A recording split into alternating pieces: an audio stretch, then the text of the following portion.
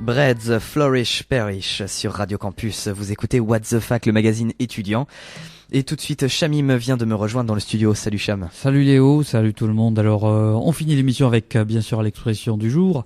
Aujourd'hui, on va parler de tirer le verre du nez. Vous connaissez l'expression, j'en suis sûr. Et c'est ce que je suis en train de te faire. Et c'est ce que tu nous fais tous les jeudis avec ton micro-trottoir. Avec le micro-trottoir. Donc voilà, donc tirer, ce qui veut dire tirer le vrai, la vérité du nez de quelqu'un, faire parler quelqu'un. Alors il existe plusieurs hypothèses quant à l'origine de cette expression, et vous serez peut-être surpris, mais elles sont toutes médicales. Donc l'expression daterait du XVe siècle, et s'agirait d'une déformation du latin verum, qui veut dire le vrai.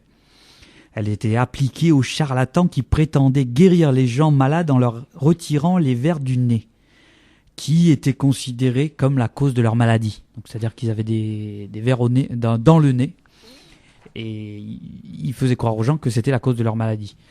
Ensuite, cette expression, pendant très longtemps, des larves d'insectes étaient utilisées pour guérir certains rhinites, et parfois ces larves remontaient au fond de la narine. Il était difficile de les extraire, et seul le médecin faisait preuve d'habileté et de persévérance, et parvenait à tirer le verre du nez. Et dernière hypothèse, qui date du XVIIIe siècle, les vers rhinaires étaient une maladie assez grave qui répandait au XVIIIe siècle. Nombreux étaient ceux qui avaient honte d'avouer au médecin qu'ils en étaient affectés. Donc ce dernier devait faire un interrogatoire afin de leur faire parler. En d'autres mots, le médecin tirait ainsi le verre du nez de ses patients. Donc voilà pour le verre du nez.